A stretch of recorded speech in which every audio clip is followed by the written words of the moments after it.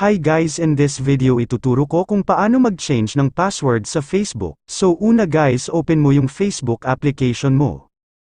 Then dito guys, click mo yung 3 lines dyan sa gilid. After that dito sa menu, hanapin mo yung settings and privacy. Then click settings. Pag nandito ka na, click mo yung account center.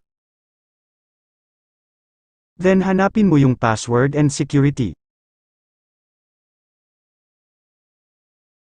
Click change password.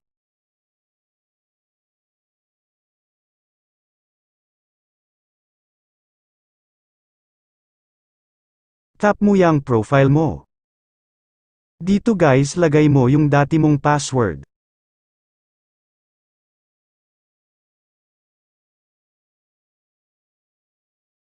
And next is, dito naman lagay mo yung bago mong password na gusto mo ipalit. Then dito lagay mo lang ulit yung bagong password. Kapag okay na lahat guys, click mo na ang change password. So ayun lang guys, sana may natutunan kayo and don't forget to follow me and comment your request tutorial.